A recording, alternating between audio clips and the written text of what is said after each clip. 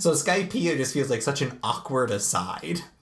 They just like, boo, and now you're back in the ocean.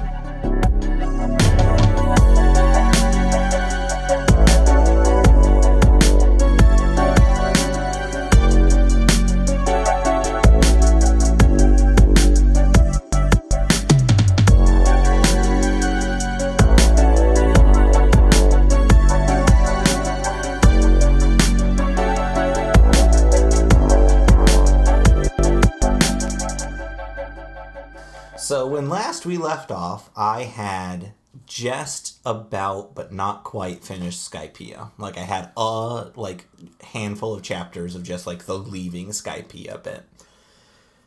God, those were the happiest chapters of my life. I really don't like Skypiea. Actually, no, I think when we left off, I hadn't finished, I think the main fight hadn't happened yet. It's been a while. But, the fight happened, white man got elected god again.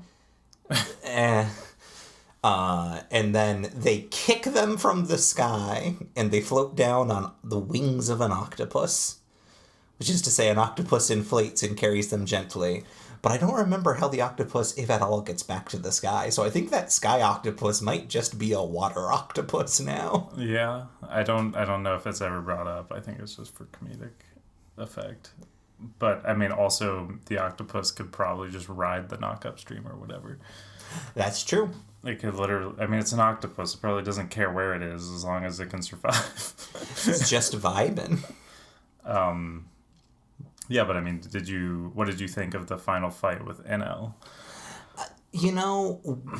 Luffy shouldn't have fought him twice. Yeah. Because in the first fight, we learned that, oh yeah, he's lightning, and Luffy is rubber.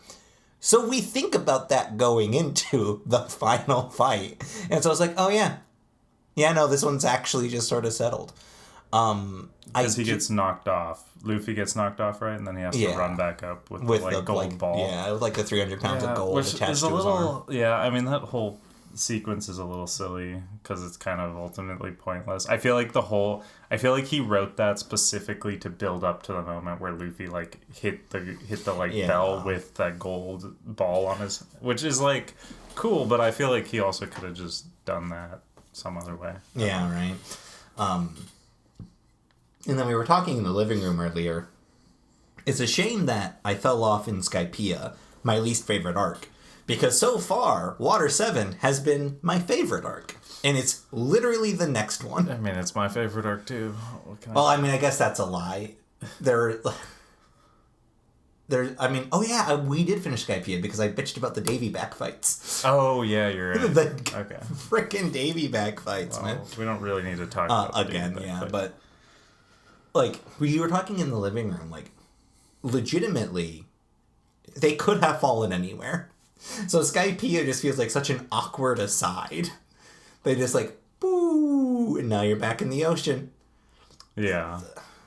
Okay. Yeah.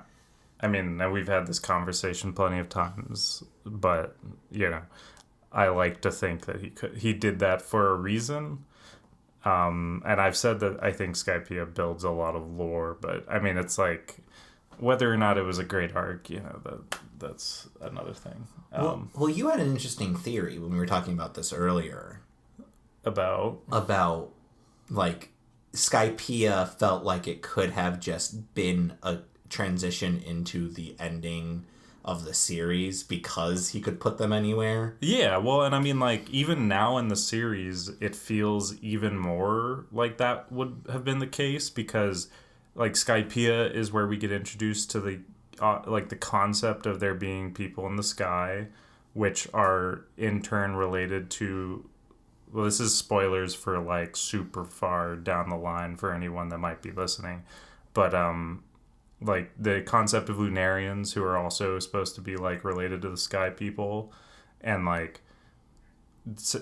I also just watched this fucking bonkers theory about the origin of devil fruits and how the devil fruits definitely seem like they are a form of technology, but I never in my life compared them to the dials.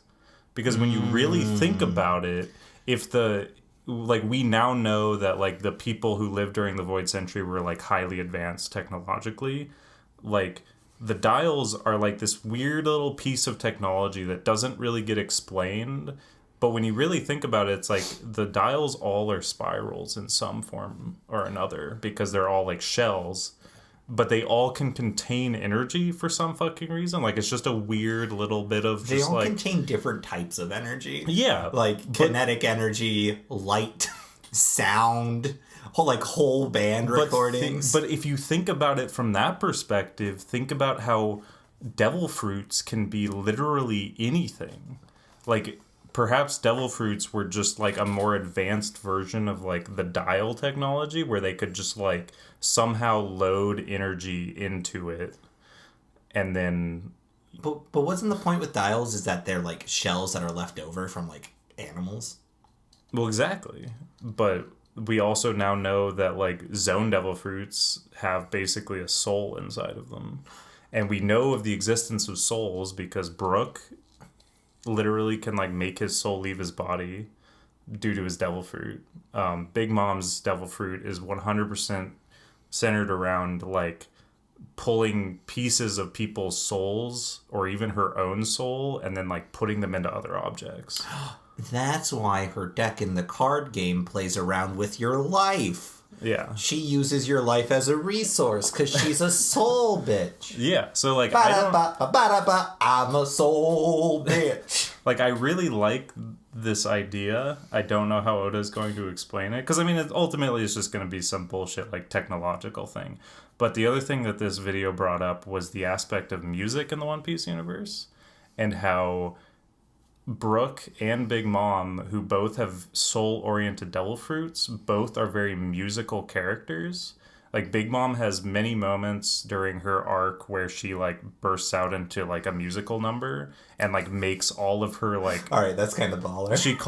They're called homies, but the homies are all of the, like, the little thing... Like, any object that she has put a soul into basically can move around and, like, dance and has a voice. And Brooke also uses music to, like, make his soul come out of his body. And this theory brought up the fact that one of Luffy's first goals when he became a pirate was to have a musician on his crew. And and Brooke is his musician, but like... Oh, no. But like maybe music in particular had something to do with like the creation of devil fruits. And whether or not you like that idea is up to you. But I really like that idea just because I feel like music has been very like central throughout the series. Even with like you're about to get to Brooke's arc. So you're gonna like see a bunch of stuff with Brooke that like kind of adds on to these things in my opinion. Fair enough. See, I don't mind that theory because music in my case makes me lose control. Yeah. I've got a cute face, chubby waist, thick legs, rump shaking both ways, make you do a double take. All those words in one of those orders. Anyway, Water 7. Yeah. Long and the short of it, it's whatever. I like the Galilei Company just being strong shipbuilders. Just like, one thing that I do like about this show that you don't often see in others is non-combatants are just also strong fellas. Like, there's no reason for Paulie to be able to hold his own against anything that we see him hold his own against. But he does. And he's just the not guy. Yeah, because he does a lot of physical labor, man. Physical labor will make you strong, I guess. Apparently. But he's a foreman, so he's like middle management. Or lower upper management. Like, I mean, honestly, Paulie was like one of my favorite characters. In that arc in particular. I think Paulie lays way too hard on the you immodest woman. Like, he slut shames Nami like 3 or 4 times for just wearing a skirt in a place where men work. Yeah. And it's like, all right, Paulie, what's going on here? And like, the fact that he was one of the handful of Galilei guys who were on side, like the fact that the rest of them were CP9, and, like, the spokesman for, like, the good Galilei companies, like, 80% of the personality that we know is that he is low-key an incel. That was a little upsetting. Which character? Paulie. Oh, yeah. Okay. Because it was Paulie, the guy who shouts, and the sword guy. And the rest of them were CP9. Yeah. Speaking of CP9, the one CP9 member who's a kabuki guy, I love kabuki. I think it's a very interesting art form, and I love, like, the cult. I love anything that starts off as poor people art. And it's my understanding that the live theater of, like, roots of kabuki was very much like a everyman commoner's art. Homie's got to stop making comedic "I'm going to kill myself to repent" jokes. Yeah. Like, 2 panels in, there's 2 of them already. And it's like, all right, if this was written by a white guy, I would be very offended. Oda? What's going on here? Yeah. I mean, it's interesting because I do feel like Oda really likes to make jokes about Japanese culture. Like, you haven't even gotten to Wano, but like, Wano is literally just supposed to be Japan. And I feel like it's almost, a lot of it is just very much even our Western perception of what Japan was like, you know, and like when samurai were around and shit, you know. So like sometimes I feel like he does it on purpose just to make fun at, like, you know, that samurai culture and stuff like that. That's fair.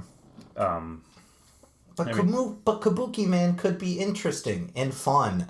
And instead he just, like, defaults to that joke every 3 or 4 sentences. Yeah. It's like, God, I do like the big guy who can't not tell a secret. They definitely talk about how they added his zipper mouth to him, which means that that's some fucked up shit. Yeah, I know. But also, see some realistic artwork of that. Oh, God. Some actual skin. But also, he's just, like, here for it. Yeah. He's like, I'll live with these zip lips. And it's like, all right. But on the It's topic a verse from of Chicago. But on the topic Cicero, of zip lips. But on the topic of, like, that comedy bit and just, like, not really landing for you, like, I was talking to Abby, our friend, the other day, and we were just discussing Sanji's whole gimmick and how I feel like it's kind of lasted throughout the years, because clearly Oda probably finds it hilarious. And I feel like a lot of the humor in One Piece is clearly stuff that he himself finds funny, which, you know, it's not going to land for everyone. And I mean, obviously not all of his jokes have landed for me over the years even. But I mean, I think that's also the, like, downside of having a series that goes on for so long, is sometimes he kind of falls back. He kind of falls back on those, like, jokes. And he also doesn't really have anyone around him to just tell him no. Right. Because he's been doing this for so long and it's so fucking popular, he can't just not. Like, Right. He can pretty much just probably put almost any joke, no matter how. I mean, like, One Piece isn't, like, insanely raunchy, but, like, he doesn't shy away from, you know, having fucking... Like, you haven't even gotten to Nami's fight in this arc. Like, you're not no. Forrest, no. Well, because who do you think she fights? Oh, she fights sexy BDSM secretary, who's also, like, one joke is to accuse the, like, director of sexual harassment. Yeah, exactly. Yeah. Yeah, that's and she uses a thorned whip. No. I mean, I think that fight's actually pretty solid. Like from a fight perspective, like, it's nice to see Nami get a chance to shine. But yeah, I'm sure it's going to be fine. But it's also going to be one of those things where you don't read while your parents are home. You know what I'm saying? Yeah. The type of thing that would make you feel naughty in the library as, like, a 10-year-old. Speaking of Oda being a pervert. I was actually thinking while I was reading through Water 7 that, so 2 thoughts. The first being, Oda, do we need, like, to have a conversation? Because in some of those question corners, Oda went hard in being awkwardly pervy. There are a couple of them where he's just, like, humoring perverts and, like, making a joke out of it. But the one in particular that just, like, sent me was, there was a question corner where someone was like, oh, Oda, I love Nami, that her her charm, her figure. But hasn't she gotten bustier since her start? Oh, I think I remember you saying. Yeah, and Oda's response was, well, if you think about it, she's 18, which means she's still growing. I'll try my best. And then there's like an editor's note with like a question mark because they don't even know what the fuck he's talking about. Yeah. And like, it's like, Oda? That alone is Oda? Hey, Oda? Shush. Yeah. But then he also adds, and thinking about it, Robin's only 25, which means she's still growing too. I'll try my best. Yeah. It's like, Oda? Oda? Unfortunately, that's not. No, I mean, that's just not how women's bodies work. So Oda, my guy. Oda, honey, touch grass. Like, what is that? That is yucky. And then, like, yeah, there are just, like, other ones where it's like, huh. You didn't have to tell us their measurements just because somebody asked you, Oda. Yeah. You didn't have to have Sanji do it in character in a question corner. Yeah. Which leads me to my other point that I've actually, like, realized in Water 7 is I like a lot of these characters that I normally don't when they are separated from the rest of the crew. Like, Chopper just going around doing Chopper things. I like Chopper. Yeah. Chopper as a secondary Usopp, or as a setup man for Usopp's shitty jokes that are done in the corner of the panel while the actual plot's happening. Disgusting. Get it out of here. Right? Usopp, still hate him. I did like this arc because he was a big baby and people called him out on being a big baby. Yeah. Sniper King is dumb, but definitely a very in-character dumb thing. So it gets a pass. I don't know. I mean, genuinely, to this day, I still love that, like, Luffy and Chopper are just, like, too dumb to know that he's Fair enough. They're just so stupid. But also, I feel like I've come to like that style of humor, because I feel like even in, like, Adventure Time, like, some characters are just kind of stupid for the sake of being stupid, you know? Yeah. I do like the line, Sniper Island is a place in your heart. I will give Sniper King credit where it's due. But, like, Sanji also just, like, throughout the arc, like, you just forget that he's Sanji because he's just a guy walking around talking to people like a human being. Well, I mean, when Sanji's at his best, it's when he's, like, doing things on his own. Yeah. Like, he always comes through in the most, like, clutch moments. But, like he's also, like, most of the time, even when he is being horny, it's in a subservient, simp way, which I'm fine with, to be honest. And then every now and then, he's just a sex pest. And, like... In, like, I guess in what context? It's like every now and then, it's like, all right, brother, take 20 steps back. Yeah. And also, like, the Q&As are when he's at his sex pestiest, where it's not... Yeah. It isn't canon, but Oda's putting, like... do I have to call somebody words in his mouth? And it's like, yucky. Yeah. But, like, when he's just around talking about things and gathering information, he's just a cool dude. Yeah. I mean, I agree. What did you think of that, like, Usopp versus Luffy fight? I think it was nifty. I started reading the manga at Skypiea because that's where I fell off of the anime. So maybe I just don't remember the dub quite as well, or maybe they hit on it in the manga earlier, but Usopp randomly going, no boat, no go, is like, it feels very out of left field. And like I said, it might be more of a reoccurring thing in the manga, but in my recollection of the anime, jumping from that to the manga, where he's like, come on, it's a part of the crew, part of the ship, part of the crew, part of the ship. Like Davy Jones ass shit. And it's like, no, where is this coming from? Well, I mean, do you remember that it's the ship that, like, the girl he was... Yeah, well, she paid for it. Yeah, but she also gifted it to him. Yeah. So, like, in a lot of ways, it's his last, like, object from home, you know? Which makes sense, but also I don't like him. So I don't care about his sentimental connection. I feel like it's weird, because I feel like I've never been one to, like, hate Usopp. He's not my favorite character by any means, but I've never, like, hated him. And I feel like going into like Water 7 and stuff, like I still enjoyed the way that he played, like his personality, you know, kind of like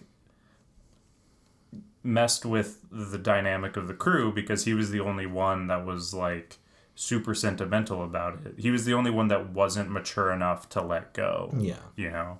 And I think that plays an important aspect to his character, because that's kind of his whole character for a long time, is just like not being the mature one, you know, because he's always scared. He isn't. Well, and I think that's part of the reason why I don't like him, is that he plays that immature role. And honestly, what it is I've gone on record in like the main feed talking about how I don't like comedy characters. Yeah. Or I tend not to.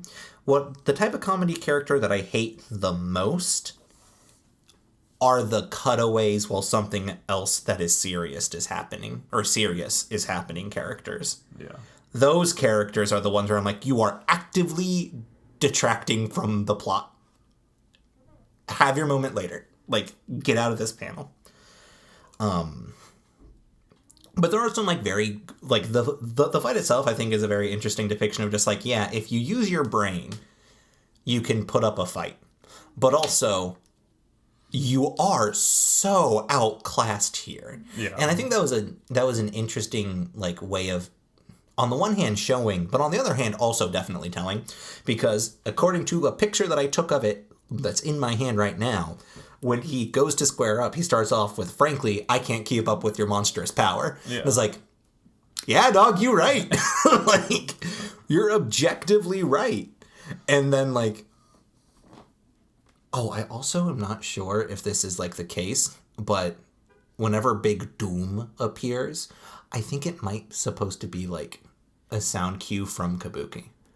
Doom. Well, it's the Don, like so it's like this one in particular, because it is followed up by the Hugh. Yeah. Like, it's like, oh, holy shit. And so then when I saw it the rest of the time, I'm like, oh, it's the thing. Yeah, I think that was probably the same, like the sound effect that's used in the card game. Like Dawn or Dawn is like, that's the sound that's on the energy cards. It's fair. Did you know that you can get Dawn cards that are a picture of Shanks from the comics, and they are the most expensive Dawn cards, but also I need 10 because he's my dad. Yeah. But like I genuinely did like that fight. And it was like genuinely an emotional moment. Mostly because everybody else is losing something. Yeah. I don't care about Usopp in that moment. I do respect that Usopp knew what was going to happen while he did it. Yeah. Because he's not an idiot. He's an idiot, but he's not an idiot. But, like, watching the rest of the crew, like, genuinely be like, aw, fuck. We're a band of fellas, and we're missing a fella. That was, like, very touching. But on the other hand, like, shit, Nami, why do you care? Like, most of the time you would tell him to shut up. Like... Yeah, but, I mean, they've still been through a lot together already.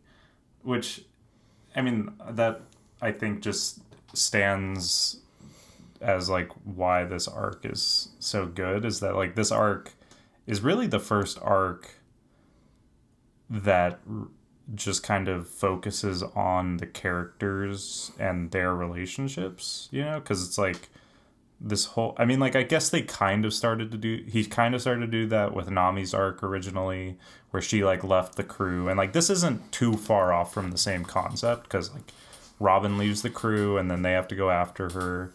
But, I mean, like, the whole point of this arc is to, you know, humanize these characters more. And, like, that's kind of something that he starts to lose the further you get into the series. Is oh, like, that's a shame. Like, well... I guess I wouldn't say he necessarily starts to lose it, but he kind of stops doing it with the Straw Hats as much.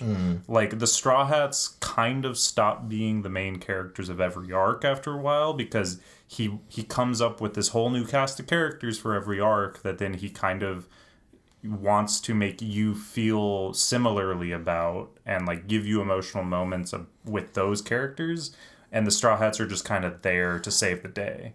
Like, that's kind of how the arcs go, like, post-time skip especially. Which, I mean, I still enjoy them. I have the feeling I'm going to get very frustrated post-time skip. You might. Because when the ship go forward and there is no back, why are we giving volumes to these people I'm not going to see again? Like, I appreciate giving them moments, but if it's any consolation, Vivi is going to be like a main character here and for her the big final duck. arc. I don't know if her duck's gonna be there. If her duck's not there, then I will riot. If Cena wins, we riot. But like, I know you say that, but I do think he's good at making characters relevant again. Like, they're pretty much every like significant character you meet in each arc, we have at least gone back to either see again, or they have had something relevant going on in the wider world that is like building up towards something else. So like, but he doesn't really like leave anyone out there, which I know there's a lot of characters to fucking keep track of, but like at the same time, just because The Rock shows up to WrestleMania to shoot a flamethrower for 5 minutes doesn't mean that he contributed to that WrestleMania. Like, yeah, like it is. I like things I remember, so that bit is cool. But like, if they're not, and I don't know. Yeah, like I don't know. But if I'm they're excited not for you to see a lot of stuff that happens. I'm excited to either apologize or double down because I'm right.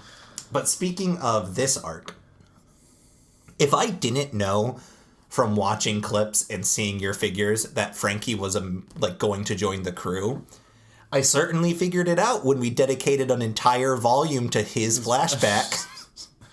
Yeah, what did you think of that? I think the flashback itself was a little like, it clipped along real fast because it was telling us an entire life. And I think it did it well enough. I'm surprised how much I liked Tom. I do think I kind of have a soft spot for the emotionally mature but also dumb guy. Like,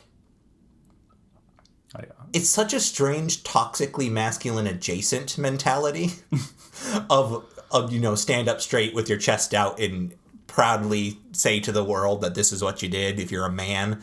And like, that is the mentality of somebody who doesn't apologize for mistakes. But Tom's not a guy who goes around making fucked up mistakes. So he's just an affable little very big guy. Yeah. I love Frankie being a dumb teenager in his grief trying to stop a train. Yeah. I mean, I think that's also another aspect of Water 7 and Enies Lobby that's really good, is I think Oda writes Frankie's character really well and makes you care about Frankie's character within the span of this one arc. And obviously, since he's going to be like a crew member, it makes sense. But I feel like, with everything else that's going on with Robin and like, just the whole crew, he still does a good job of making you care about Frankie. And also just Frankie's whole plot and backstory really is relevant to what's going on currently. So, and honestly, I do like how long we go without seeing or knowing what's up with Robin. Like, the moment they step foot on Water 7, bitch is gone. And we don't figure it out for like 2 volumes, like what's up with her. But no, I love Frankie. Frankie's a fantastic character, and I'm excited to love him more. I love the big dumb Johnny Bravo energy, minus the hitting on women. Yeah. I like how he's powered by soda pop, but he also keeps it cool. Fucking crazy. Which seems like a waste of soda pop energy, but also like, go off, King. It is getting very hot in here. It is. I don't know so take off all of your clothes. I don't know if there's anything else that we want to talk about. Sea trains are cool. I mean, I'm going to get to where I'm at. Yeah, so, we'll Water have to 7. talk about the end of the arc. I feel like Galilee. that's going to be super interesting. Galilee, Galiloo. Galilaw. Shh. I'm sorry, that was weird. I haven't done that to you before. Galilee happens. 3 of them are assassins from totally not the CIA. And then they go take a sea train to send Nami to prison. And also Frankie. because ship that can destroy, or no, I guess it's a weapon that can destroy the world. Tom is on trial in the flashback for making Gold Roger's ship. Jolly Roger's ship. The blueprints that Frankie has and the knowledge to decipher them that Robin has are just big, like, apocalypse weapon. Well, because I don't know if you remember in Alabasta, like, a large part of Crocodile's plot was to, like, get an ancient weapon. And so this is a blueprint for another ancient weapon, essentially. And then so we fight at the beaches of the prison. By that I mean we kickflip the water train over the fence to the prison. And honestly, I'm surprised how much I care about the Frankie family. They're a bunch of dumb goons, but I'm surprised how much I love them. I'm also surprised how much I cared for Sodoma and Gomorrah. Oh, yeah. The big bullfish. Yeah. Or king bulls, excuse me.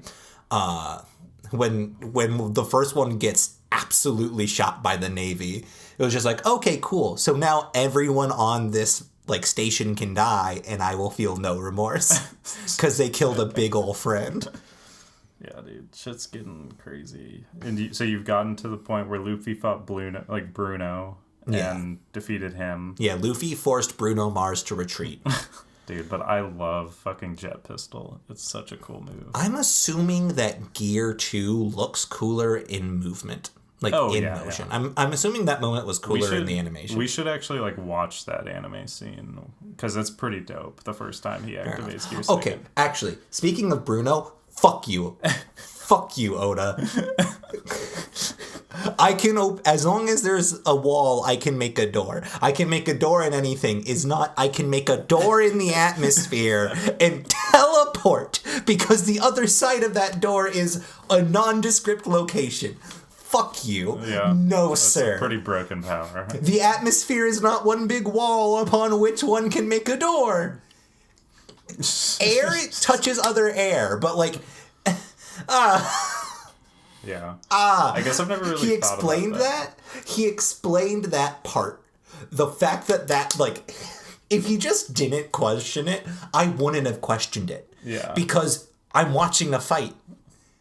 But the fact that they stopped to go, I make a wall, a door through the atmosphere that I step through, and it's like, no, you're just inviting vacuum into the atmosphere, sir. And then he, like, made revolving doors out of Luffy's head in 3 different segments, and it's like, okay, so it's pretty much limitless. Like, what is a door at that point? If I draw a little stick figure house and then put a cannon where the door should be, is that a door now? Bruno, what can't you do? Yeah. Sorry, that was... No, I mean, that's totally fine. That was anger that I didn't know I was holding on to. I mean, that devil fruit is crazy, and I feel like he's introduced multiple devil fruits throughout the story that, like, literally just, like, give the user access to basically an alternate dimension. So that just, like, basically just, like, it kind of just says, without him, like, straight up telling us, that there's just, like, weird dimensions that devil fruits allow you access to, because there's a character in Big Mom's arc who can just, like, her devil fruit allows her to access a dimension inside of all mirrors. So she can just enter a mirror, and then she just has access to every mirror that is in her vicinity. Like, any mirror on the entire island, she can, like, leave from. Huh. It's fucking crazy. Yeah, I mean, I feel like it's going to come into play, like, the fact that there's alternate dimensions, because in the newest film... One Piece Red? Yeah, like... One Piece, my dad was a bad dad, apparently. The main girl, Uta, her devil fruit, basically... This is spoilers for that movie, in case you're concerned. But she sings a song. This is also where the music thing comes into play, because if you hear her voice when she's singing, her devil fruit traps you in a dream state, and you can't exit that dream state until she either goes unconscious or dies. That's terrifying. Yeah. And so that's like the whole plot of the film. Is that's also just Jigglypuff, huh? She like literally like broadcasts her song to the entire planet and puts like 90% of the planet in a permanent dream state. Huh.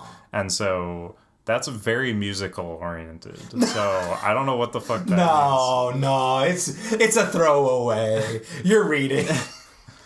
And so I don't know what the fuck's gonna happen. But anyway, that's also a crazy devil fruit power that I don't even know if that's gonna be a canon devil fruit power because yeah. That's also fair. So you fought Bruno, and then has anything else happened? Did you get to like one of my favorite moments? Did Luffy yell at Robin? Yes. Okay. Yes, that did happen. Have you seen Robin's flashback? No. Okay. Like I know that something you're about to learn. I know that they genocided an island. Yeah. For like on behalf of getting to her. Yeah. So like we have been told her background, but they didn't know. I haven't seen anything from her perspective yet. Okay. Well, I'm excited for you to see that. But I love the moment where Luffy like screams out to her, and then like Usopp like shoots the fucking flag. Did you see that? Sniper King? Luffy may shout after Robin a couple of times because there is definitely a bit. Is the whole crew? Did you see a panel where the whole crew was lined up, all like across this like ravine from Robin? Hang on, Tom's workers. Picture of another time. Oh yeah, the picture where he gave them the measurements. Beer list from a wine garden in town. Nami changed on the train, which is the one time that okay, fair enough, Polly. That like, girl, what? What did I take a picture of this? Is this? What happened if you got goosed with the finger pistol? Another question that Oda didn't have to answer. Does Nami wear a strapless bra, or does she just not wear one at all? Oda responds with, I'm rooting for no bra at all, personally. What the fuck? Oda? Yeah, I know. You can just not engage, sir. He clearly thinks it's hilarious. Especially now that you've canonized her being 18. Technically an adult, still a child. Yeah. Yucky. I'm sure your burden of justice is heavy. After Zoro just absolutely fucks up another swordsman. Oh, yeah. Invincible Frankie being Frankie lying down on the train because he couldn't replace his back because he can't reach his back when he gave himself his cyber. That's so funny. And then he turns himself into a human centaur. Yeah, dude. With two halves of human. Looking at that would actually be so upsetting, but it's so funny. He just made a door in the wall. He didn't disappear. He just made a door in the wall of the atmosphere using his devil fruit power. You're lying. Frankie says trans rights. Not directly, but there is a panel that is just him very angrily saying existing is not a crime. Yeah. So also Frankie said trans rights. Zipper Man. Yeah, I don't think you might have made it Suicide to that part yet. Because I feel like you would remember it. Like, Robin says, I want to live. I don't think. We did see Robin says, I want to live. Okay. Oh, did you know that FUDA is an actual federal acronym? FUDA? Yeah. Jesus Christ, dude. I work for the state of Oregon. And I was reading through a definitions change that they made. And FUDA is the acronym for the Federal Unemployment Tax something or another. But it is just FUDA. I saw that and I thought to myself, man, that's hilarious. I'm also disgusting, but that's hilarious. I don't think I got to that panel in particular, but Luffy did stand on a banistrate and shout at Robin. Okay, yeah. But anyway, FUDA's in official government records. Okay. Should we leave it there? Yeah. Sounds good. Well, goodbye.